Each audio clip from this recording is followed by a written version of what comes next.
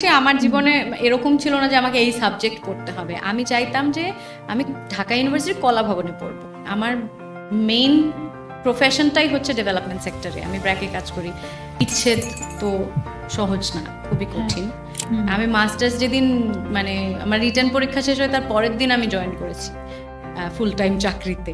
আমার প্র্যাকটিক্যাল বাচ্চা বড় করা আর আমার পড়াশোনা দুইটাকে কমপ্লিমেন্ট করেছি। একটা শিশুর প্রথম 5 বছর বয়সের মধ্যে তার ব্রেনের 95% প্রথম 5 বছরেই গঠন হয়।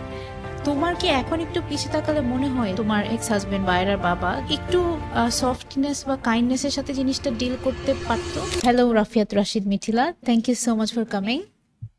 আচ্ছা, সো আমার কোনোদিনও কাউকে ইন্ট্রোডিউস করতে এত ভালো লাগেনি যত এখন তোমাকে ইন্ট্রোডিউস করতে লাগবে। দেখবে আমি একটা একটা করে বলি, ওকে? আমি কিন্তু অনেক ফাস্ট কথা বলি, ঠিক আছে? আচ্ছা, আই ওয়ান্ট টু মানে আমি জানি তুমি জানো, but I think the world should know and I believe আর অলরেডি জানে, বাট আমি একটা একটা বলি, আমার বলতে ইচ্ছা করতেছে। ওকে, সো ঢাকা ইউনিভার্সিটিতে পলিটিক্যাল সায়েন্সে গ্র্যাজুয়েশন মাস্টার্স, আর্লি চাইল্ড ডেভেলপমেন্টে masters with chancellor's gold medal BRAC university থেকে, রাইট? তারপর ব্র্যাক ইউনিভার্সিটি থেকে now currently early child development প্রোগ্রামের হেড। হ্যাঁ, আমি এটা ব্র্যাক ইন্টারন্যাশনালে, ব্র্যাকের ইন্টারন্যাশনাল ইন্টারন্যাশনালি। আচ্ছা, মাশাআল্লাহ। এন্ড ইউনিভার্সিটি অফ জিনিভাতে পিএইচডি এখন চলছে, একটু বাকি। হ্যাঁ, শেষের দিকে, hopefully my last year, hopefully. তারপরে তোমার ইউ রোট 4 বুকস বাচ্চাদের উপরে। হ্যাঁ, তারপর এন্ড কিছু কি মিস হয়ে গেল? আরেকটা হচ্ছে গিয়ে you are a singer and a lyricist. I don't claim myself to be a singer, মানে আমি নিজেকে সিঙ্গার বলি না, কারণ যে জিনিসটাতে এত সাধনার প্রয়োজন, যে সাধনাটা আমি করিনি। একটা দুইটা গান তো গাওয়া হয়েছে, অনেক গান গেয়েছি, মাশাআল্লাহ। হ্যাঁ, কিন্তু সিঙ্গার নিজেকে আমি বলতে চাই না। আমি হ্যাঁ চেষ্টা করি, গান লিখেছিও, কিন্তু নিজেকে লিরিসিস্ট বলা উচিত কিনা আমি জানি না, কিন্তু অনেক গান লিখেছি আমি। এটা তো লিরিসিস্টই। আচ্ছা, হ্যাঁ, মেবি প্রফেশনালি তুমি লিখে বিক্রি করো না বা হ্যাঁ, কোথাও দিচ্ছ হ্যাঁ। না, বাট গান লেখাও ইটস আ ভেরি, কিছু কি মিস হয়ে গেল? আমার মনে হয় তাও কিছু মিস হয়ে গেছে আমার এখানে। অ্যান্ড অলসো তুমি মাশাআল্লাহ you're a phenomenal artist, performer, actor, যেটাই বলি। ফেনোমেনাল কিনা জানি না, না, কিন্তু অফকোর্স ফেনোমেনাল, ওয়ান অফ চেষ্টা মাই করি। মোস্ট ফেভারিট তোমার। আচ্ছা, ছোটবেলার ফার্স্ট অ্যাক্টিং কবে শুরু হয়? আমি ছোটবেলায়, খুব ছোটবেলায়, আমি ক্লাস 3-তে পড়ি, তখন আমার আম্মু আমাকে লোকনাট্য দল, পিপলস থিয়েটার, বাংলাদেশের খুব নামকরা লোকনাট্য দল, একটা থিয়েটার গ্রুপ, সেখানে ওদের ছোটদের একটা দল আছে, ছোটদের একটা গ্রুপ থিয়েটার, তো সে চিলড্রেন্স থিয়েটার, সেখানে আমি ক্লাস 3-তে আমার আম্মু আমাকে দেয়, তো সেখান থেকেই আমার অভিনয়ের শুরু, অভিনয় চর্চাটার। একটা জিনিস যেটা আমি তোমাকে একটু আগে বলছিলাম, যে ইউজুয়ালি যারা পড়াশোনায় খুব ভালো, ওয়ান্স তারা তাদের এই ক্রিয়েটিভ সাইডটা এক্সপ্লোর করে, তখন পড়াশোনায় ভালোরাও কিন্তু কোথাও না কোথাও থেমে যায়।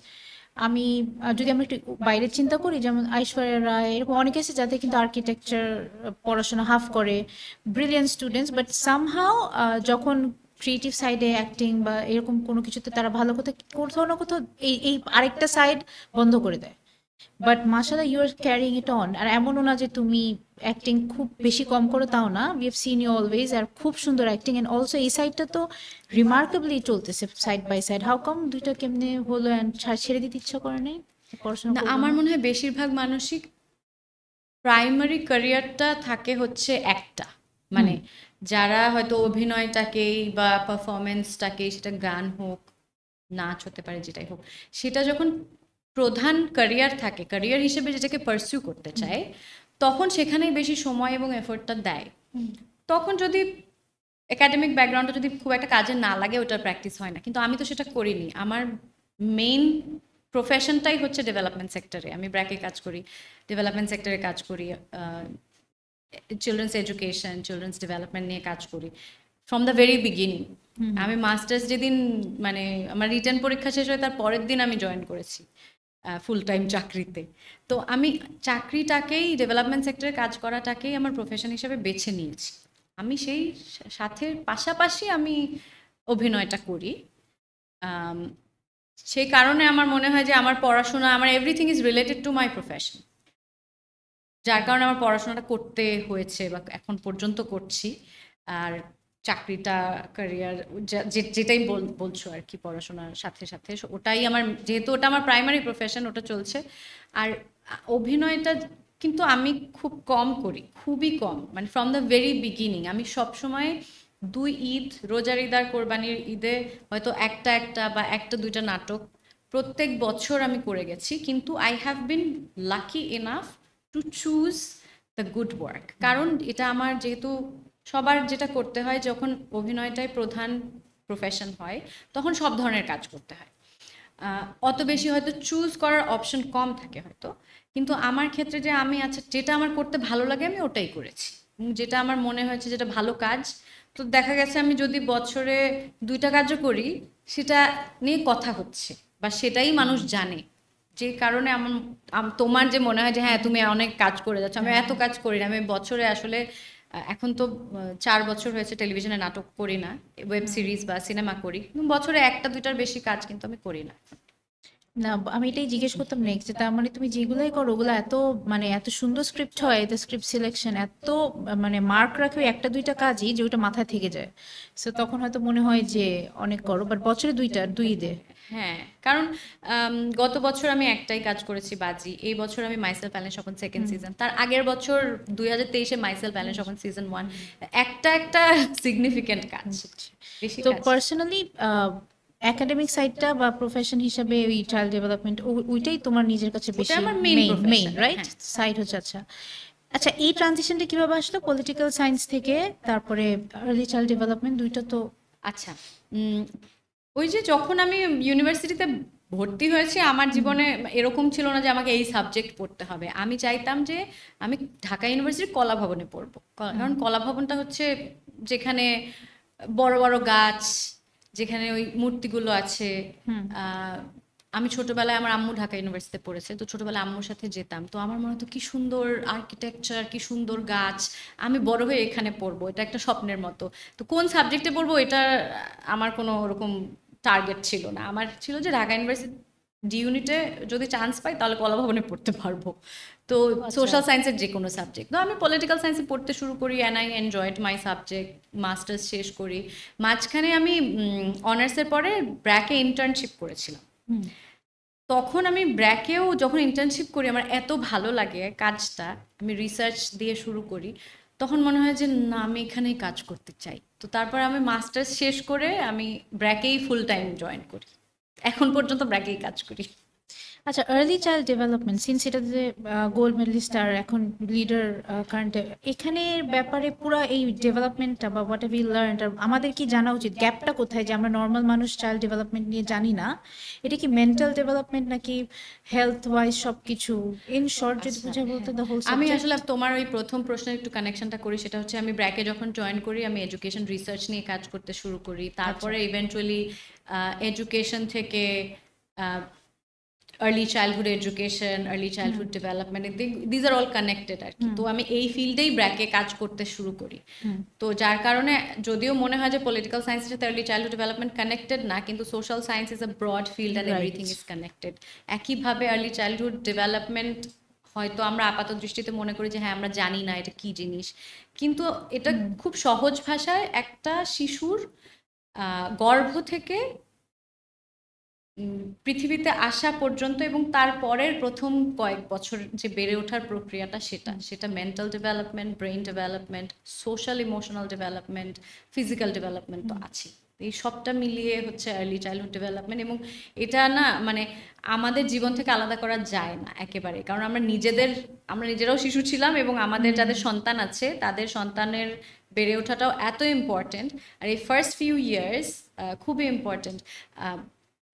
এটা আসলে যারা এই সেক্টরে কাজ করে সবাই এটা জানে, এবং এটা একটা খুব কমন পিচ যে একটা শিশুর প্রথম 5 বছর বয়সের মধ্যে তার ব্রেনের, একটা মানুষের পূর্ণাঙ্গ মানুষের যে ব্রেন স্ট্রাকচার, তার 95% প্রথম 5 বছরেই গঠন হয়। তো millions and billions of neuron connections.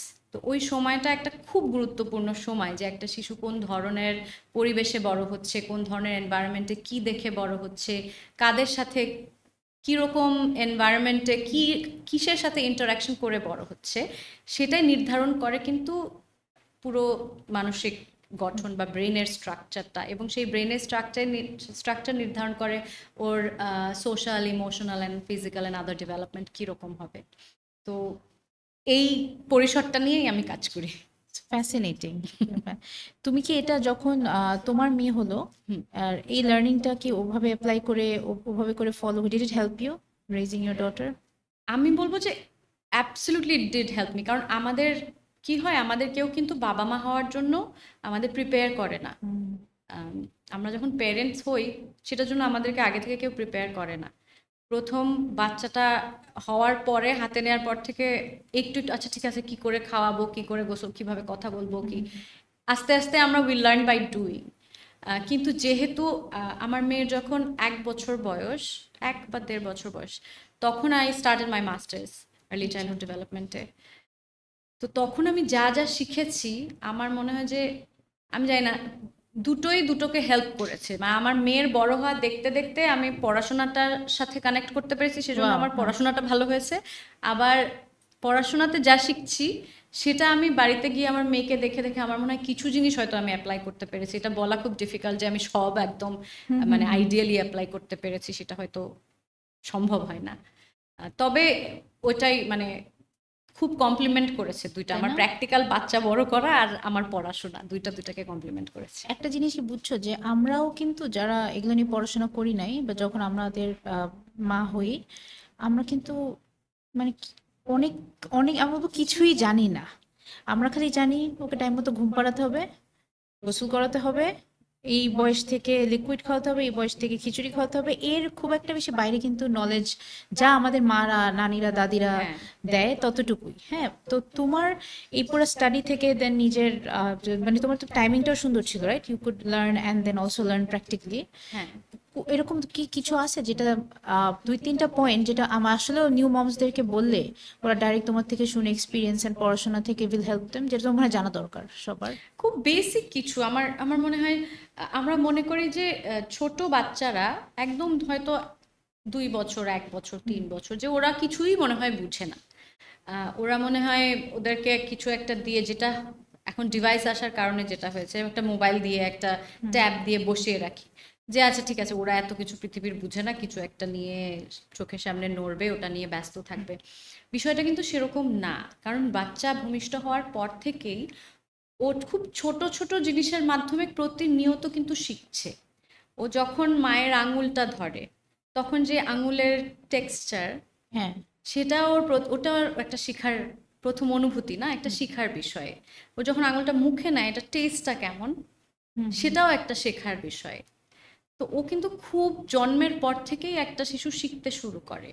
তো আমরা তখন শিশুর সাথে যত বেশি ইন্টারঅ্যাক্ট করব, ও তত বেশি শিখতে পারবে। এবার ওকে যদি আমি শুধু একটা জায়গায় একটা ডিভাইসের মধ্যে বন্ধ করে দিই, তাহলে ও ওখানেই, এবং ওটা কি হয়, ডিভাইস তো ডিভাইস, তো জড় পদার্থ, ও তো আর ইন্টারঅ্যাক্ট করতে পারছে না। যার কারণে পরবর্তীতে অনেক ধরনের, আমরা দেখি যে অনেকেরই অনেক ধরনের প্রবলেমস দেখা যায়, ডিলেড স্পিচ, ডিলেড, আর অনেক ধরনের ইস্যুস দেখা দেয়। কিন্তু এই ইন্টারাকশনটা খুব ইম্পর্টেন্ট। এই যে বাচ্চা ভাষার বিকাশ যেটা, সেটা কিন্তু ছোট থেকে, জন্মের পর থেকে আমরা যে মা বাবা বা আশেপাশের মানুষ যে বাচ্চার সাথে ইন্টারাক্ট করছে, ওখান থেকে একটু করে করে করে করে কিন্তু ওর ভাষার বিকাশটা হয়। বাবা মা বা আশেপাশের মানুষ, একটা শিশুর আশেপাশের মানুষ কিন্তু ওর রোল মডেল। বাচ্চারা কিন্তু দেখে শেখে বেশি, স্পেশালি ওই বয়সটাতে। হ্যাঁ, ওই বয়সটাতে তো কথা বলতে পারে না ইনিশিয়ালি। সো অনেক ইন্টারাক্ট হয়তো মুখে বলে প্রকাশ করতে পারছে না, কিন্তু ও বিভিন্নভাবে প্রকাশ করে। আর বেশিরভাগ সময়টাই ও দেখে শেখে। তো ওই সময় আমরা কি করছি, আমাদের ব্যবহার কেমন অন্য মানুষের প্রতি, আমাদের আচার আচরণ কেমন, আমাদের গলার আওয়াজ কেমন, এই পুরো জিনিসটা শিশু কিন্তু অবজার্ভ করে। এবং ওরা সবচেয়ে ভালো, যেহেতু ওরা কথা বলতে পারে না, ওদের অন্য অনুভূতিগুলো তখন প্রচন্ড সজাগ থাকে। তো ওরা তখন অনেক অবজারভেন্ট হয়, অনেক কিছু দেখে, শোনে, বোঝার চেষ্টা করে, ফিল করতে পারে। তো আমরা হয়তো অনেক ছোট বাচ্চাদের ক্ষেত্রে এই জিনিসগুলো ইগনোর করি, আমরা জানি না বলে ইগনোর হয়তো। বলতে আমরা আসলে আমাদের উই হ্যাভ নো আইডিয়া। হ্যাঁ, আমরা জানি না বলে, হ্যাঁ এটা হয়তো পারপাসফুলিও করি না। আচ্ছা ঠিক আছে, হুম, ছোট, ওকে একটা কিছু দিয়ে একটা বসায় রাখলাম, হ্যাঁ বা একটা কাজের লোকের সাথে আর ওকে মনে করি বসিয়ে বড় দিলাম, হতে বা আমরা শিখে গেছি, ওরা অটোমেটিক শিখে যাবে, বুঝে যাবে, আলাদা করে কোনো একটা দিকে ফোকাস করার কিছু নাই। হ্যাঁ, কিন্তু ওই সময়টা যে ওর যে র্যাপিড ব্রেন ডেভেলপমেন্ট হচ্ছে, সেখানে কিন্তু এই যে ছোট্ট ছোট্ট জিনিস, ওর সাথে একটা খেলা বা ওর সাথে একটা গান গাওয়া, ওর সাথে একটু গল্প করা, সেই জিনিসগুলোও কিন্তু ওর এমন এমন নিউরন কানেকশনস তৈরি হচ্ছে মাথায়, যেটা লং টার্মে ওকে হেল্প করবে যখন ও পূর্ণাঙ্গ, মানে যখন অ্যাডাল্ট হবে, রাইট। অ্যাডোলেসেন্ট টু অ্যাডাল্টহুডে যাবে। আচ্ছা, so আমরা আর্লি চাইল্ড ডেভেলপমেন্ট নিয়ে কথা বলছিলাম। আম, আচ্ছা, আর একটা পার্ট যদি একটু আমাদেরকে বলো, যে তোমার এটা খুব আমার কাছে ইন্টারেস্টিং লাগলো, যে আফ্রিকান এশিয়ার সাথে যে কাজ করাটা, ফ্রিকোয়েন্টলি ট্রাভেল করা চাইল্ড ডেভেলপমেন্ট নিয়ে, অ্যান্ড অলসো এখনই বলে যে তোমার মেয়েও তোমার সাথে অনেক ট্রাভেল করলো। So how the whole experience, এটার ইন্টারেস্টিং ব্যাপারটা কি? আচ্ছা, আমি ব্র্যাক ইন্টারন্যাশনালে কাজ করি, যেটা হচ্ছে ব্র্যাকের ইন্টারন্যাশনাল পোর্টফোলিও। তো আমার প্রজেক্টগুলো, যে আমি যে বাচ্চাদের নিয়ে কাজ করি, আমার প্রজেক্টগুলো হচ্ছে সব মোস্টলি আফ্রিকাতে, এশিয়াতেও দুটো কান্ট্রিতে। তো আমাকে অলমোস্ট এভরি মান্থ, না হলে এভরি অল্টারনেট মান্থ আমাকে ট্রাভেল করতে হয়, যাওয়া আসার উপর থাকতে হয়। মানে 2 সপ্তাহ ঢাকায় থাকি, আবার 2 সপ্তাহ ওখানে থাকি, আবার আসলাম, কিছুদিন থাকলাম, আবার গেলাম। সো এভরি মান্থ না হলে এভরি অল্টারনেট মান্থ ট্রাভেল করতে হয়। এবং ওখানে ওই তো 10 দিন 14 দিন, ডিপেন্ড করে আমার কাজের উপরে।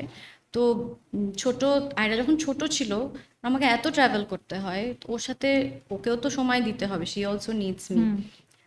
তো যেটা আমি করতে শুরু করলাম, সেটা হচ্ছে ওকে নিয়ে ট্রাভেল করতে শুরু। Oh, I think she was 2.5 year old or 3 year old, ওই সময় থেকেই আমার সাথে সে ট্রাভেল করে। জাস্ট তুমি আরো? জাস্ট আমি আর ও। আমি যাই ওখানে, আমার দেখা যায় যে ফিল্ড ভিজিট আছে ওখানে। তো আমরা তো গ্রামেই কাজ করি, সুবিধা বঞ্চিত মানুষদের সাথে কাজ কাজ করি।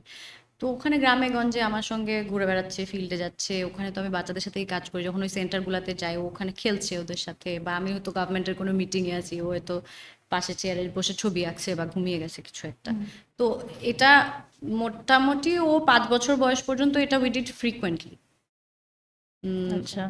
সেটাতে আমি যেটা দেখলাম, যে ছোট বাচ্চাদের কি হয়, যে ও আমার সাথে আফ্রিকাতে অনেক দেশে গেছে, ইউগান্ডাতে, তানজানিয়াতে গেছে, আম, হয়তো অনেক কনফারেন্সে গেছে আমার সাথে, চায়নাতে গেছে, যে ও যে কোনো দেশের বাচ্চাদের সাথে গিয়ে মিশে যেতে পারে। মানে ডাজন্ট ম্যাটার কোন ভাষায় কথা বলছে ওই ওই বাচ্চারা, ছোট বাচ্চারা সব জায়গায় গিয়ে কানেক্ট করতে পারে। তো আই গেস হ্যাঁ, that has made her a bit social. ও মানুষের সাথে And অনেক মিশতে অ্যাডাপ্টেবলও পারে। হয়েছে, তাহলে বড় হ্যাঁ, হলেও কিন্তু যে কোনো সিচুয়েশনেও, লাইফের আপস অ্যান্ড ডাউনসে কিন্তু এটা হেল্প করবে ওকে অ্যাডজাস্ট করতে। হ্যাঁ, ও এখন আস্তে আস্তে বড় হতে হতে সে একটু ইন্ট্রোভার্টেড হয়ে গেছে, কিন্তু মানে বেশ অ্যাডাপটিভ। যে কোনো জায়গায়, আমরা মাঝখানে ইন্ডিয়াতে ছিলাম, আবার বাংলাদেশে এখন আছি, অনেক প্রচুর ট্রাভেল করি আমরা একসাথে। তো সব জায়গায় আমি ওকে নিয়ে আমার কখনো কোনো, এখন এটা আমার মনে হয় যে এটা অনেকেই করতে ভয় পায় মায়েরা, বাচ্চা নিয়ে ট্রাভেল বা হ্যাঁ। এত এত দূরে যাওয়া বা এত মানে কাজ করা। কিন্তু যখন অপশন না থাকে তখন করতেই হয়। আর করতে গিয়ে আমি যেটা বুঝলাম, যে এটা করাটা সম্ভব। মানে তুমি বাচ্চাকে যেভাবে, যেখানে যেই জায়গায় রাখবা, যেভাবে অ্যাডাপ্ট করাতে চাইবা, ও ওভাবে অ্যাডাপ্ট করে নিবে, যদি এটা ছোটবেলা থেকে হয়। যেটা করলে এটা কিন্তু অনেক ব্রেভ, কারণ আমরা নর্মাল হলিডেজেও যদি যাই, normal Singapore, Bangkok with family, তাও একটা বাচ্চা নিয়ে কিন্তু দুই মা বাবা একসাথে আমরা একদম ইয়ের মধ্যে পড়ে যাই, ও খাবে কখনো, ঘুমাবে তো একা। কাজের মাঝখানে আফ্রিকাস এরকম আনইউজুয়াল কান্ট্রিজ যেগুলো হলিডে স্পেশাল টিপিক্যাল ভেকেশন না, ওখানে একা নিয়ে গিয়ে 1 থেকে 5 বছর বাচ্চাকে ম্যানেজ করে আসা, কিন্তু এটাতে মানে তোমার মানে স্কিল অনেক মানে মাশাআল্লাহ, you must be very organise and calm, যে তুমি এটা ডিল করতে পারছো, এটা কিন্তু আমি জানতাম না। আমার মনে হয় যে উই হেল্প ইচ আদার, কারণ ওকেও আমি কখনো এরকম করিনি যে এই জিনিস ছাড়াও খাবে না বা এই জায়গা ছাড়াও ঘুমাবে না। আমি যখন ফিল্ড ভিজিটে যাচ্ছি, হয়তো 1-1.5 ঘন্টা 2 ঘন্টা গাড়িতে বা 4-5 ঘন্টা গাড়িতে ট্রাভেল করছি, ও হয়তো ওখানে গাড়িতে আমার সাথে ঘুমিয়ে পড়লো, উঠে ওখানে আমি হয়তো কিছু একটা প্যাক করে নিয়েছি, যাই আছে ওখানে হোটেলে, হোয়াট এভার ইজ অ্যাভেলেবল, বা রাস্তায় যেটাই অ্যাভেলেবল সেটাই আমি ওখানে খাইয়ে দিচ্ছি। তো আমিও ওইভাবে ওকে মানুষ করতে চাইনি, যে একটা সার্টেন এনভায়রনমেন্টে যে এর বাইরে গেলে ওকে হ্যান্ডেল করা যাবে না। না, এটা ওকে লাইফ লং হেল্প করবে প্র্যাকটিসটা। আচ্ছা, গোয়িং ব্যাক টু আয়রা, হ্যাঁ, if your comfortable sharing, so বাচ্চারা মোস্টলি মায়ের সাথেই থাকে, ইফ মা বাবা যদি একসাথে না থাকে এরকম এটা সিচুয়েশনে। ডিপেন্ড করে যে কাস্টাডি কার সাথে থাকে, কে কাস্টাডি পায়। ইন দ্য কেস যে বাবা মা আলাদা থাকে এরকম সিচুয়েশনে, সেটা তো সো বাচ্চা। আয়রা কাস্টাডি তোমার কাছে। হ্যাঁ, সো তাহলে তো ধরো 1-1.5 বছর বয়স থেকে ও 80% 90% তোমার সাথেই বড় হওয়া, হ্যাঁ। সো এই যে সিঙ্গেল হ্যান্ডেডলি ওকে মানুষ করা, এখনো প্রিটিন, ভেরি ক্রুশাল এজ, মানে ও তখন থেকে নিয়ে এখন পর্যন্ত your journey alone as a mother, এইটা কেমন ছিল? ওয়াজ ইট ডিফিকাল্ট? ডিফিকাল্ট তো ছিলই, কখন ডিফিকাল্ট ছিল and how you dealt with it? প্রচণ্ড ডিফিকাল্ট ছিল। প্রথমত আমি বলবো যে মাদারহুডের জার্নিটাই তো খুব সহজ না, সেটা ডিফিকাল্ট। একটা বাচ্চা হোক আর দুটো বাচ্চা হোক, মাদারহুড ইজ, যেটা বললাম যে আমাদেরকে তো আগে মা হওয়ার জন্য কেউ প্রিপেয়ার করে না, আমরা করতে করতে শিখি। আমরা তারপর মা বাচ্চা। হওয়ার বাচ্চা হওয়ার পরে আমরাও মা হই, আমাদেরও একটা নতুন জন্ম হয়। তো অবভিয়াসলি এই জার্নিটা তো অনেক স্মুথ না, ভেরি ডিফিকাল্ট, অনেক কিছু অ্যাডাপ্ট করতে হয়। আম, তুমি জানো যে ঘুম হয় না প্রথম দিকে। তারপরে আমার সব সময় একটা ফুল টাইম চাকরি। আমি থ্যাঙ্কফুলি, আমি ব্লেসড যে আমি যেখানে কাজ করি সেখানে ডে কেয়ার আছে। আমার মেয়ে 5 মাস বয়স থেকে ডে কেয়ারে যায়।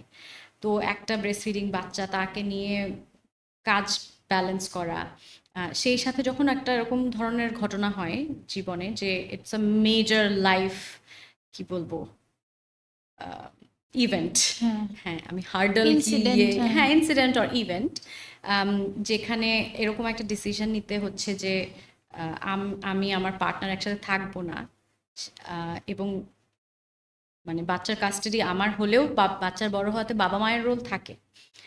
সেটা তো অনেক কমপ্লিকেটেড একটা জার্নি, এবং সেটাকে খুব কেয়ারফুলি হ্যান্ডেল করতে হয়। তো এখন পর্যন্ত তো আমার মনে হয় যে আই ডোন্ট থিঙ্ক আমার মেয়ে, একে তো হচ্ছে আমি আমি আমার বাবা মা আমার সাথে থাকে, আমার ভাই বোন আছে। আচ্ছা। তো she has grown up in a joint family kind of environment. আর ওর বাবার সাথে ওর খুব ভালো সম্পর্ক, সব সময় ও যায় একসঙ্গে, ওরা বেড়াতে যাচ্ছে বা বাইরে যাচ্ছে বা ও মাঝে মাঝে থাকতে যায়। তো সেটাও ইটস নট দ্যাট শুধুই আমার ইনভলভমেন্ট ওর আপব্রিঙ্গিংয়ে, ওর বাবাও ইকুয়ালি ইনভলভড, একদম ইকুয়ালি না হলেও অনেকটাই ইনভলভড। সেই দিক থেকে ও হয়তো ওটাও মিস করেনি যে যে বাবার ভালোবাসা পাচ্ছে না, সেরকম না আর কি। আমরা একই সঙ্গে we have consciously decided to co parent, তো আমরা এখন পর্যন্ত কো প্যারেন্টিং করে যাচ্ছি। সবচেয়ে ডিফিকাল্ট কোন টাইমটা ছিল আয়রার সাথে তোমার? ফার্স্ট 1 থেকে 5 বছর, মানে কোনটা তোমার মনে হচ্ছে যে হ্যাঁ, being alone as a mother তোমার সবচেয়ে কষ্ট হয়েছে কখন ওর সাথে? অ্যাজ আ সিঙ্গল মাদার হ্যাঁ, মানে ডিফিকাল্ট হচ্ছে যে প্রথমত যখন when that event happened in my life, I got separated, তখন আয়রার বয়স 1 বছর 1.5 বছর, মানে ও খুব ছোট ছিল। তো সেটা একটা, মানে একে তো হচ্ছে রিলেশনশিপ, অ্যান্ড দেন আমরা পাবলিক ফিগার, সোসাইটি, ফ্যামিলি, সবার ইনভলভমেন্ট এবং সব কিছু কীভাবে হ্যান্ডেল করবো। আরেকটা হচ্ছে যে আমি এখন থেকে একা এই বাচ্চাটাকে মানুষ করতে হবে। How M I going to do it mentally, physically, financially?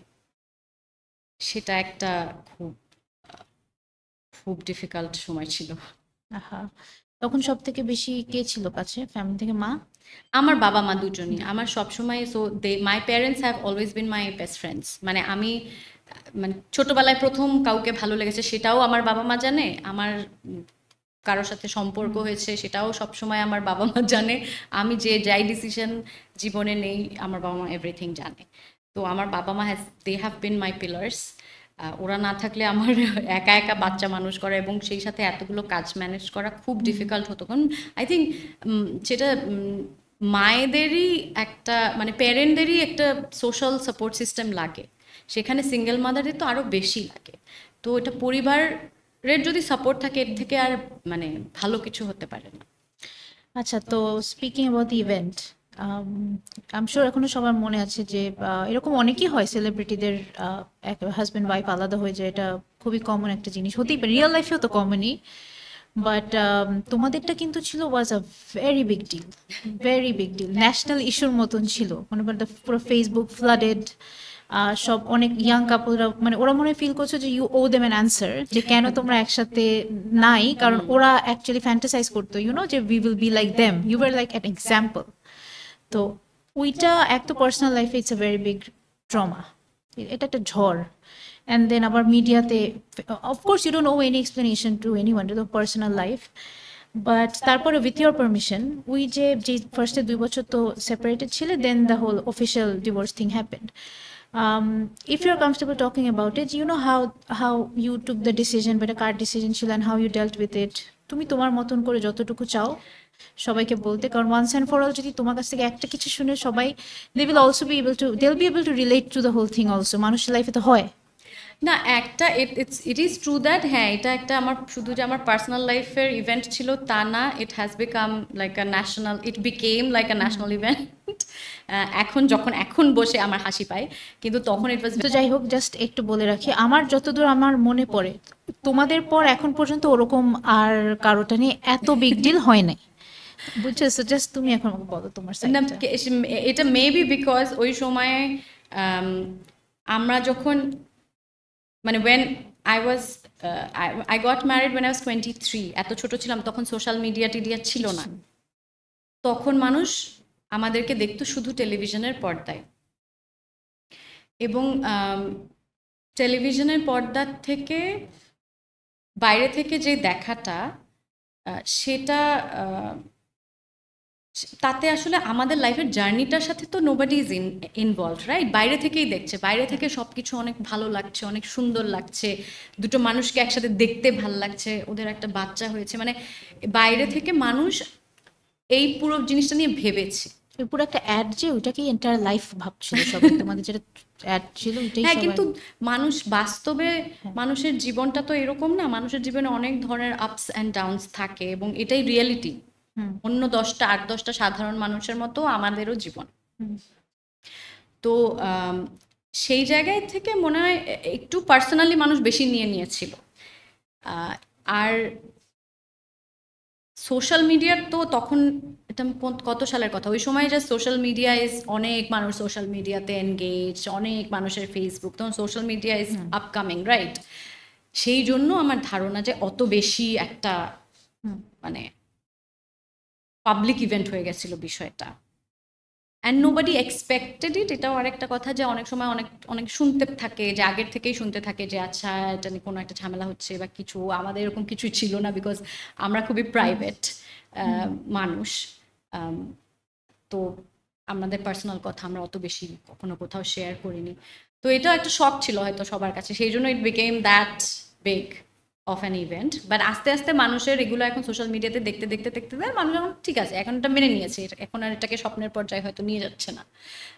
তবে এটা ঠিক for public figures it's very difficult, কারণ মানুষ বাইরে থেকে দেখে, পর্দায় দেখে, সোশ্যাল মিডিয়াতে দেখে, অল্প অল্প কিছু ক্লিকবেট নিউজ পড়ে মানুষ সম্পর্কে একটা ধারণা করে নেয়, এবং সেই ধারণার বেসিসে এখন যেহেতু সোশ্যাল মিডিয়াতে সবার অ্যাক্সেস আছে, সেই ধারণার বেসিসে বাজে মন্তব্য, মানুষকে ছোট করা, হীন করা, সেই জিনিসগুলো এখন করতে পারে মানুষ, উইচ ইজ ভেরি স্যাড। কারণ তোমাকে যদি ভালো না লাগে, আমার কিন্তু কোনো অধিকার নেই তোমাকে একটা গালি দেওয়ার। You don't deserve it, and I don't know you personally, right? তো কারোর সাথে মতবিরোধ হলে বা কারো সম্পর্কে আমি বাইরে থেকে একটা জিনিস জেনে তাকে আমি খুব বাজে মন্তব্য করছি, সেটা মানুষ হিসাবে আমি মনে করি যে এটা করার অধিকার কারণ নেই, এবং মানুষ হিসেবে এটা করা উচিত না। অফকোর্স। সো বিয়ে যেরকম বললো অল্প বয়সে হয়, তোমার ডিভোর্সটাও মনে হয় অল্প বয়সেই হয়, তখন তো ইয়াংই ছিল, এখন হ্যাঁ, মানে অনেক আগের কথা, ভেরি ইয়াং, তার মধ্যে আবার 1 বছরের I was young and I was a young mother, right? তো how difficult was it to accept the whole thing? কারণ কেউ তার আমরা বিয়ে করি না এই ভেবে যে এটা একদিন থাকবে না, আমরা মেয়েরা তো পুরো ওভার থিঙ্ক করেছি যে we always want this to be for life. So কেমন ছিল ট্রমাটা, মানে ডিল করলাম? অবভিয়াসলি এটা ডিফিকাল্ট ছিল, যে কোনো সেটা দুটো পার্টনারের হতে পারে বা বন্ধুদের হতে পারে, যে কোনো সেপারেশন, যে কোনো বিচ্ছেদ তো সহজ না, খুবই হ্যাঁ কঠিন। আম, সে শুরুতে অ্যান্ড স্পেশালি মানে I was very young and I was a young mother. মানে আমি যে একটা ভালো মন্দ বিচার করব বা আমার কোনো একটা সিদ্ধান্তে আসবো, ডিসিশন নিব, সেটা শক্তি আমার ছিল না, কারণ আমার একটা 1 বছরের বাচ্চা। আম, তো I was not in a mental condition যেখানে আমি কোনো একটা সিদ্ধান্ত নিতে পারবো নিজের জীবনের। আর প্লাস আমি 23 বছর বয়স থেকে আমি আমার জীবনকে একভাবে ভেবে এসেছিলাম। হঠাৎ করে জীবনটা কমপ্লিটলি চেঞ্জ হয়ে গেছে, and I was completely dependent on that environment. কারণ আমি তো একটা বাড়িতে অলমোস্ট বড়ই হয়েছি, সেখানে ওটাকেই আমার ভবিষ্যৎ মনে তুমি করেছি। তোমার ইনলসদের সাথে একসাথেই থাকতে, হ্যাঁ, right? I use to live with that my was your in-loss. Family তখন? হ্যাঁ, দ্যাট ওয়াজ মাই ফ্যামিলি। তো আম, তারপরে হঠাৎ করে যখন এটা এটা একে তো একটা ছোট বাচ্চা আছে, তারপরে আবার ইটস মানে হঠাৎ করে আই অ্যাম নট দেয়ার। মানে আমি জানি যে এইটা আমার ভবিষ্যৎ আর না। আমি তখন চাকরি করি অবভিয়াসলি, মিডিয়াতে তো টুকটাক নাটক টাটক যেরকম করি বছরে একটা দুটো, বাট আই নেভার হ্যাড মানে থাকে না মানুষ একটা ফাইন্যান্সিয়াল প্ল্যানিংও থাকে যে আমি কিভাবে আমার জীবনটাকে, মানে আমার নিজের একটা গাড়িও ছিল না, কিন্তু আমার তো অভ্যাস ছিল গাড়িতে করে অফিসে, আমার বাচ্চার অভ্যাস ছিল গাড়িতে করে ঘোরার। তো হঠাৎ করে এটা কিভাবে হবে? অ্যান্ড আবার যেটা হয়, মেয়েদের আসলে নিজেদের একটা নিজের জায়গা থাকে না, মানে শ্বশুর বাড়ি, তারপরে বাবার বাড়ি। থ্যাঙ্কফুলি এখন আমার নিজের জায়গা আছে after all this years, and I give myself credit for that. কারণ I work so hard, and for all the young women and young people I would say যে মেয়েদের জন্য সবার আগে যেটা দরকার ফাইন্যান্সিয়াল ইন্ডিপেন্ডেন্স ছাড়া জীবনের অন্য সব ডিসিশন নেওয়া ডিফিকাল্ট হয়। ফাইন্যান্সিয়াল ইন্ডিপেন্ডেন্স না থাকলে যেটা হয় যে এখন হয়তো মেয়েরা অনেক বেশি নিজেদের সিদ্ধান্ত নিতে পারছে, কারণ মেয়েরা অনেক বেশি ফাইন্যান্সিয়ালি ইন্ডিপেন্ডেন্ট বা সেইভাবে বড় হচ্ছে। আমাকে ছোটবেলা থেকে আমার মা বলেছে যে যাই করো নিজের পায়ে দাঁড়াবে। যার কারণে বিয়ের পরেও আই কন্টিনিউড মাই এডুকেশন, আমি চাকরি করেছি, সব কিছু করেছি, কিন্তু অতটা ফাইন্যান্সিয়ালি তখনও ইন্ডিপেন্ডেন্ট ছিলাম না, বা অত টাকা তখনও বেতন পেতাম না যে আমি নিজের জীবনটা একা একা ভাবতে পারবো, আবার একটা বাচ্চাও মানুষ করব। সেটার জন্য সময় লেগেছে। মানে আই গট সেপারেটেড ইন 2015, আচ্ছা। বাট তারপরে আরও 2 বছর আই ওয়েটেড ফর ইট। আমি ভেবেছি যে এটা ঠিক হয়ে যাবে, আচ্ছা ঠিক আছে ঠিক হয়ে যাবে, না না এটা আমি মেন্টালি মেনেই নিতে পারছি না। 2017-এ এসে ফাইনালি আই কুড ডিসাইড যে আচ্ছা maybe this is not working. কারণ I was not financially independent at that time, and I already had a child, I was living with my parents. তো এটাই আর কি, এটাই মেইন ডিফিকাল্টি, এটাই ছিল। And আমার মনে আছে যে তারপরে I started planning for my savings. আচ্ছা এখন থেকে কাজ করতে আমি আমার কাজ অনেক বাড়িয়ে দিয়েছি, তখন আমি মিডিয়াতে আর একটু বেশি কাজ করতে শুরু করেছি, সেই সাথে চাকরি করছি। I started planning for my savings. তারপরে after all this years now I can say that আচ্ছা ঠিক আছে আমি এখন একটা গাড়িতে করে যেতে পারি এক জায়গা থেকে আরেক জায়গায়, বা আমার একটা থাকার জায়গা আছে যেখানে আমার বাবা মাকে নিয়ে আমি থাকি। আর সব তোমার নিজের অ্যাচিভ করা, আলহামদুলিল্লাহ। এখন তুমি বলতে পারবো মাশাআল্লাহ। তো আচ্ছা, না যে বললে যে 2 বছর তুমি মনে করছিলা যে এটা ঠিক হয়ে যেতে পারে, সো দ্যাট মিনস তখন দিস ইজন্ট মানে রাইট অ্যাওয়ে তোমার তাহলে ডিসিশন ছিল না, this isn't what you really wanted, the separation? দেখো অনেক সময় হয় কি যে দেখ রিলেশনশিপ কেন ভাঙলো, কারো বিয়ে কেন ভাঙলো, এটা খুবই বোকা বোকা প্রশ্ন এটা, কারণ কোনো একটা কারণে কখনো সম্পর্ক ভাঙে এটা না, একদিনেও একদিনেও হয় না। তবে ওই সময় আমার কোনো ডিসিশন নেওয়ার মতো মানসিক অবস্থা ছিল না। আমার আমার বাচ্চা এত ছোট, 1 বছর বয়স, I was dealing with the new motherhood, with this new change. সেই সাথে আমি যে একটা ডিসিশন নিব যে আমি থাকবো কি আমি থাকবো না, কি আমি ডিভোর্স চাই কি আমি চাই না, আমি ওই মেন্টাল জায়গাতেই ছিলাম না, ওটা আমার পক্ষে সম্ভব ছিল না। বাট এখন তার মানে যদি এটা হয় যে ডিসিশনটা আমার পার্টনার নিয়েছে, এইবার সবাই মিলে আমার পার্টনারের দিকে আঙ্গুল তুলে বলবে যে, বা তখন আমার যে পার্টনার ছিল যে হ্যাঁ ও কেন ও ছেড়ে দিয়েছে, ও ডিভোর্স দিয়েছে। কিন্তু after all this years when I look back, একটা মানুষের তো তার নিজের জীবনের ডিসিশন নেওয়ার অধিকার আছে, এবং তার তো সে তো মানে আমার যেমন 23 বছরের বিয়ে হয়েছে, ওরও 26 বছর বয়সে বিয়ে হয়েছে। তো সেই সময় থেকে তারপরে মানুষের ব্রেন অনেক চেঞ্জ হয়, মানুষ আরো অনেক পরিণত হয়, তার নিজের জীবনের অ্যাসপিরেশনস আলাদা হয়ে যায়, তার নিজের জীবনের জন্য সে অন্য কিছু চাইতেই পারে। তো হ্যাঁ, মানে আমার ডিসিশন নেওয়ার মানসিক অবস্থা ছিলই না, because I was in a mace ওই সময়। আমি যে মানে বাচ্চা পালছি, রাতে ঘুমাতে পারছি না, তার মধ্যে অফিস করছি, আর তার মধ্যে দিস মানে রিলেশনশিপে এত কিছু চলছে। তখন আমি যেটা করি, আমার সবসময় আমার মাইন্ড ডাইভার্ট করার জন্য সবচেয়ে বেশি যেটা কাজে লাগে, আমি পড়াশোনা করতে খুব পছন্দ করি। I started my second masters in early childhood development BRAC ইউনিভার্সিটিতে। তখন ওই সময়টাতে আয়রার তখন 1.5 বছর বয়স।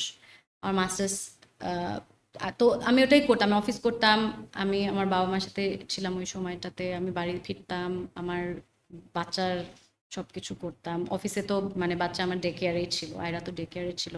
সপ্তাহে 3 দিন ক্লাস করতাম, অ্যাসাইনমেন্ট করতাম, মানে আয়রাকে ঘুম পাড়াতাম, রাত 11টার পর পড়তে বসতাম, সো দ্যাট আমার ব্রেনে কোনো ব্রেন স্পেসই না থাকে, আমি যেন ভাবতেই না পারি। কারণ তখন ওই সময় আমার জন্য ওটা দরকার ছিল। And I also needed that time, যে না এখন আমি এটা নিয়ে আর ভাবতে চাই না কোনো কিছু। তো আমি আমার ফুল ফোকাস তখন পড়াশোনা আর কাজে দিয়েছি। অ্যান্ড থ্যাঙ্কফুলি রেজাল্ট কিভাবে ভালো হয়েছে আমি জানি এখন না। আমি বুঝি তুমি এতই ফোকাস করে you got the gold medal. হ্যাঁ, এটা আল্লাহর থেকে ছিল gold medal, not just probably পড়াশোনার জন্য, for the way you dealt with the whole situation. মাশাআল্লাহ। জানি না আমি সেটা, কিন্তু আমি ওইটাই মানে আমি তখন আমি দেখতামও না যে আমার রেজাল্ট কি আসছে বা সিজিপিএ কত, আমি জাস্ট ক্লাস করতাম, অ্যাসাইনমেন্ট করতাম, আমার যে আরো যত এক্সট্রা পড়াশোনা করতে পারি করতাম। আর আর বাচ্চা তো অনেক ছোট ছিল। সো হ্যাঁ, তারপর when I finished my masters 2016-এ, আমি কনভোকেশনের আগের দিন জানতে পারি যে ও আচ্ছা আমি গেটিং আ গোল্ড মেডেল আর কি। কনভোকেশনের রিহার্সালের দিন, হ্যাঁ রিহার্সালের দিন যখন আমার নাম অ্যানাউন্স করে, আমি আমাকে ডাকছে, তুমি বুঝো নাই না যে না। তারপর হ্যাঁ, তারপর কনভোকেশনে তখন আয়রা ওয়াজ 3.5 year old, and she walked up with me on the stage, we took the medal together. It was a beautiful experience. এই পুরো ইনসিডেন্টটা নিয়ে আমি জাস্ট এখন একটা জিনিস, সো তখন বুঝছি জিনিসটা, এটা প্রবলেম তোমার লাইফের বিগেস্ট ট্রমা ছিল, দ্য বিগেস্ট। হ্যাঁ, আমি বলবো যে মোস্ট না ট্রমা, তো বিগেস্ট ট্রমা কিনা জানি না, কিন্তু হ্যাঁ one of the most difficult time of my life, but at the same time মানুষের জীবনের ডিফিকাল্ট সময়গুলো কিন্তু মানুষকে অনেক কিছু শেখায়। I think that also made me who I am today. এখন কি মনে হয় এটা ব্লেসিং ইন ডিসগাইজ ছিল যে তুমি নিজেকে জীবনের আরো সব স্ট্রং করে? দেখো, জীবনের সব ইনসিডেন্ট, সব ইভেন্ট, ভালো খারাপ সবগুলোই কিন্তু আমাদের জন্য happens for a reason, right? Happens for a reason. So আমি ব্লেসিং ছিল কিনা আমি জানি না, কিন্তু আমি শিখেছি ওখান থেকে, হয়তো কিছু জিনিস শিখেছি, that has helped me to become a bit stronger. আচ্ছা, এই ব্যাপারটা নিয়ে লাস্ট কোয়েশ্চেন, এটা আমার নাও দ্যাট ইউ সেড যে তখন তো মাত্র বাচ্চা হলো 1 বছর 2 বছর সেপারেশন, অ্যান্ড ইউ ডিড, মানে তুমি চিন্তা করলা যে এটা হয়তো ঠিক হয়ে যাবে। আর অ্যাজ আ মম, মানে একটা মেয়ে হিসাবে আমাদের যাদের মানে আমাদের সবার ওই 1টা বছর কতটা ডিফিকাল্ট এমনিতেই হয় আমরা জানি, ফিজিক্যালি মানে ফিজিক্যাল মেন্টাল একসাথে হলে কিন্তু ডিফিকাল্ট টু ডিল উইথ।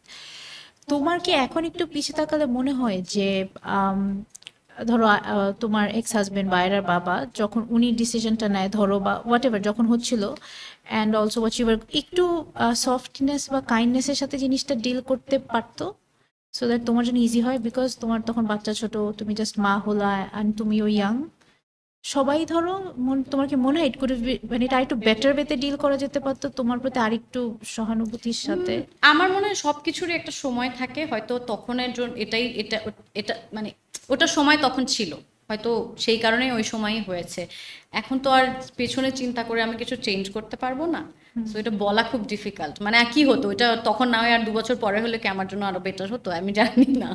যেটা হওয়ার তখনই খারাপ লাগতো। হ্যাঁ, যেটা হওয়ার থাকে সেটা সব মানে সেটা হয়েই যায় আর কি, সেটা তো আমি চাইলে চেঞ্জ করতে পারবো না। সো হ্যাঁ, আই ডোন্ট থিঙ্ক অ্যাবাউট, আমি আর পিছনে গিয়ে ওগুলো ভাবি না। I don't hold any grudges. আমার মনে হয় উই আর মানে trying our best to co parent and be there for our daughter, ওইটাই ম্যাটার করে। আসলে এখন ও ভালো আছে and ও মাশাআল্লাহ দেখলাম আমি দাঁড়াও সে টাইকোয়ান্ডো করে আয়রা, তারপরে সে স্পোর্টসে ভেরি স্ট্রং। হ্যাঁ, হ্যাঁ, ওর অ্যাচিভমেন্ট গুলো আমি কালকে দেখে রিসার্চ করার সময় আমার মজা লাগছিল দেখে যে ওকেও কিন্তু তুমি খুব সুন্দর মানুষ করছো। অলসো ওর যে দি আদার সাইড যে স্পোর্টসে মানে পড়াশোনার পাশাপাশি এগুলোও কিন্তু ওর খুবই মানে আমি আই বিলিভ ও বড় হলে খুবই একটা রিমার্কেবল অ্যাডাল্ট হিসেবে বড় সেটা হবে। জানি না, but she is my best friend আর কি। আই ক্যান মানে I share a lot, I can share a lot with her. আমরা এখন জামা কাপড় এক্সচেঞ্জ করতে পারি, জুতা এক্সচেঞ্জ করতে পারি, এটা একটা ব্লেসিং। ও কত বছর কয় বছর হলো ক্যালকাটা পড়াশোনা করছে? ও 3 বছর ওর ওখানে ইন্ডিয়াতে যে ছিল। অ্যাডজাস্ট করতে কোনো ঢাকার স্কুল, ক্যালকাটা স্কুল, কালচার শক কিছু হয় নাই? ওর কিছু হয়নি, বরং আমার যাও কালচার শখ হয়েছে, ওর হয়নি।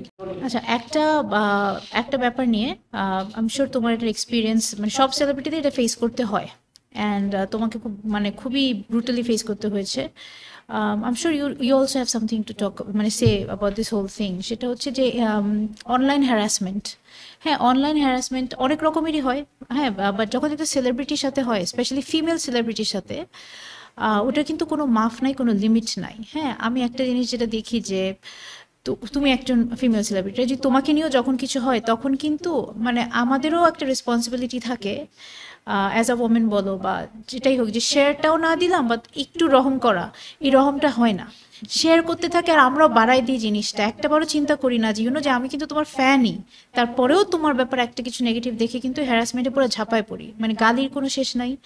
মানুষ মানে যেভাবেই হোক, এটা ব্যাপারে তোমার এক্সপিরিয়েন্স থেকে কি বলবা?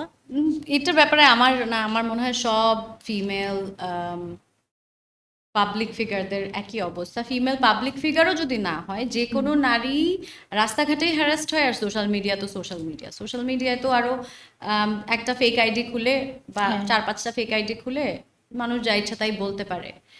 রাস্তাঘাটে হ্যারাস করলে আমি ওকে পুলিশে দিতে পারি, মিডিয়াতে ওকে আইডেন্টিফাই করাটাও ডিফিকাল্ট। সো আমার মনে হয় overall the level of empathy that we have, that's getting down. মানে মানুষের এমপ্যাথি চলে যাচ্ছে। হ্যাঁ। কে সেলিব্রিটি না সেটা ম্যাটার করে না। মানুষ তো একটা মানুষকে আমি কি বলছি, আমরা আসলে আরেকটা মানুষের জায়গায় নিজেকে রেখে ভাবি না। আমরা আরেকটা মানুষের জায়গায় নিজেকে রেখে এটা মানে আমাকে যদি এটা কেউ বলতো আমার কেমন লাগতো, কিন্তু ওরা ভেবেই না যে আরে ও তো এটা ডিজার্ভ করে, ওকে এটা বলে দিও, এই গালিটাই ওর প্রাপ্য। তুমি কে ডিসাইড করার কোনটা কার প্রাপ্য? এটা যদি তোমার সাথে হতো, যে সোশ্যাল মিডিয়াতে যারা এগুলো করছে, সাইবার বুলিং অ্যান্ড হ্যারাসমেন্ট, কেউ ভেবে দেখে না যে আমার কেমন লাগতো। এবং এটা যে শুধু যে পুরুষরা করছে তা না, আমি দেখেছি অনেক নারীরাও করছে। নারীরা নারীদেরকে না, নিজের হ্যাঁ হ্যাঁ, প্রাইমারি টার্গেট তো হ্যাঁ। উইমেন, কিন্তু সেই হ্যারাসাররা যে শুধু পুরুষরা তো সংখ্যায় অনেক বেশি আছে, সেই সাথে নারীরাও আছে। তো ওইটাই মানে একটা ওভারঅল এমপ্যাথির জায়গাটা আমাদের কমে গেছে কোথাও যেন। আমাদের মনে হয় যে আর যেহেতু চেহারা দেখাতে হচ্ছে না, যা ইচ্ছা তাই একটা লিখে দিই। But nobody has the right to do that to another person. আরেকটা মানুষকে, সেই মানুষটা দেখছে কি দেখছে না পরের কথা, তুমি শুনলে তো তোমার তো কষ্ট লাগতো। তাহলে কেন তোমার মনে হচ্ছে যে এই কষ্টটা তোমার অধিকার আছে আরেকটা মানুষকে দেওয়ার? And we can actually do just the opposite, যে ধরো ওই একটা পোস্ট কাউকে নিয়ে সেলিব্রিটির পিছনে বেশি লাগে কারণ পরিচিত চেহারা, তাই মানে জাস্ট ওই জিনিসটাকে শেয়ার না দেওয়া, একটা শেয়ার না বাড়ানো, ওইটাকে না ছড়ানো, সেটা তো নিজেকে অলওয়েজ একটা আলাদা ওই চয়েসটা কেউ নিবে না। আমার কথা হচ্ছে যে আমি এটা নিয়ে তো আসলে কাউকে জ্ঞান দেয়া মানে I am already a victim here. So I am nobody to give advice two anybody. মানে মানুষের নিজেদের বুদ্ধি আছে, বিবেক আছে, মানুষের নিজেদেরকে ভাবতে হবে যে আমি কোনটা শেয়ার দিব, কোন কমেন্টটা করব আর কোনটা করব না। ইন শর্ট, দুইটা কোয়েশ্চেন। হ্যাঁ, what is feminism to you? Feminism আমার কাছে সমতা এবং সমতায়ন। যা যা অপরচুনিটি হ্যাঁ। আছে পৃথিবীতে পুরুষ এবং নারীর জন্য সমানভাবে থাকবে, এবং মাঝে মাঝে কিছু কিছু জায়গায় পজিটিভলি ডিসক্রিমিনেটও করতে হবে। কিছু কিছু জায়গায় নারীরা এতটাই পিছিয়ে আছে অনেক বছর ধরে যে তাকে একটু এগিয়ে দিতে হবে এক্সট্রা এফর্ট দিয়ে। সেটাই ফেমিনিজম। এবং একটা কথা বলি, feminism is not only for women, feminism is also for men. কারণ এটা বললে অনেক বিশদ আলোচনা হয়ে যাবে, কিন্তু ফেমিনিজমে শুধু নারীরাই মানে পেট্রিয়ার্কিতে শুধু নারীরা এফেক্টেড হয় না, পুরুষরাও ইকুয়ালি এফেক্টেড হয়। What is love according to you? Love is whatever I feel for my daughter. তাই না? হ্যাঁ। আমিও whatever I feel for my, আমার মনে হয় কি অফকোর্স লাভ অনেক রকমের থাকে, পার্টনার্স, মা বাবা, বাট আমার মনে হয় the strongest and the purest form of love, unconditional, is between একটা মাদার অ্যান্ড চাইল্ড। ওইটার উপরে আসলে আমি আর লাভ দেখি না। একবার যখন একটা বাচ্চা হয়ে যায় আর কিন্তু ট্রু। শেষ, মানে even your self love decreases, যদিও এটা বন্ধ করা উচিত না। Only you can, if you take care of your self, you can take care, ওইটাই লাভ। আচ্ছা, এখন আমরা তোমাকে জাস্ট র্যাপিড ফায়ার কয়েকটা কোয়েশ্চেন করবো। আমি র্যাপিড ফায়ারে খুব খারাপ।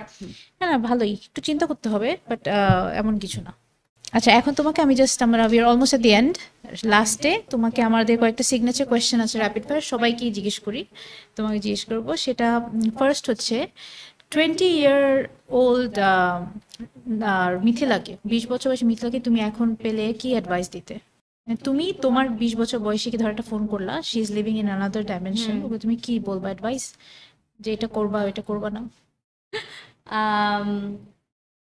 আমি ওই সেম অ্যাডভাইসটাই দিব যে বি ফাইন্যান্সিয়ালি ইন্ডিপেন্ডেন্ট, বিকজ আমি আর অ্যাডভাইস লেখাপড়া চাকরি ওইসব নিয়ে অ্যাডভাইস দিব না, because I did my studies and my career and everything যেরকম হওয়ারই কথা ছিল। But before becoming financially independent I took bigger decisions in life. I got married early and also few more decisions, যেটা আমার মনে হয় যে আমার আরও সময় নেওয়া দরকার ছিল। তো আমি ওই অ্যাডভাইসটাই দিব যে take more time before making this decisions. আচ্ছা, লাইফের বেস্ট অ্যাডভাইস কোনটা ছিল তোমার পাওয়া কারো থেকে? This too shall pass. কার কাছ থেকে পেয়েছি আমার মনে নেই, নাকি সোশ্যাল মিডিয়া থেকেও পেয়েছি, নাকি কোত্থেকে পেয়েছি, বা দিস এই কথাটা, দিস টু শ্যাল পাস, যে যাই হোক জীবনে সময়ের সাথে সাথে সেটা চলেই যায়, এবং এটা মনে হয় খুব সত্যি একটা অ্যাডভাইস। ওয়ার্স্ট অ্যাডভাইস, সবচেয়ে পচা অ্যাডভাইস? ওয়ার্স্টটা মনে নেই, আমার মনে হয় এতই ওয়ার্স্ট ছিল যে মনেই নেই। আমার বেস্ট মনে নেই, ওয়ার্স্ট মনে আছে। আচ্ছা, আচ্ছা, তোমার নিজের দুইটা ভালো কোয়ালিটি যেটা আমরা জানি না, আর দুইটা খারাপ কোয়ালিটি যেটা আমরা জানি না। ভালো কোয়ালিটি? হ্যাঁ, দুইটা। তোমার মনে তোমার বেস্ট কোয়ালিটি কি দুইটা? এই যে নিজের সম্পর্কে বেশি এটা বলতে পারবো না মনে হয়। আমার বেস্ট কোয়ালিটি কি, I am very hard working. Okay, আমি সত্যি, মানে আমি একটা কামলা, মানে আমি খুব হার্ড ওয়ার্ক করতে পারি। আর ওয়ার্স্ট কোয়ালিটি? ওয়ার্স্ট কোয়ালিটি হচ্ছে যে, হ্যাঁ, আমি খুব একটা আমি মানুষকে অনেক বিশ্বাস করি, এবং অনেক সিচুয়েশনকেও অনেক বিশ্বাস করে ফেলি, এবং আমি অনেক সময় অনেক ডিসিশন নেওয়ার আগে অনেক বেশি ভাবি না। আচ্ছা, নিজের মেয়েকে যদি একটা অ্যাডভাইস দিতে হয় ফর লাইফ? আমি শুধু নিজের মেয়েকে না, আমি সব মেয়েকেই বলছি যে become independent financially, mentally, love your self, and then go do your life. Last Live question. your life. One decision of your life যেটা তোমার পুরো লাইফ চেঞ্জ করে দিয়েছে positively? Having a child. Really? হ্যাঁ। Wow. How old were you যখন হয়? আয়রা হয় when I think I was 29. ওইটা বাচ্চা হওয়ার জন্য খারাপ না বয়সটা, তাই না? ওইটা ঠিক আছে, আমার ছেলে ওরকম সময় হয়। আচ্ছা, thank you so much for your time, and also মানে I had a pleasure talking to you. আর আমি নিজে আজকে অনেক কিছু শিখলাম। Thank you for having me. My pleasure.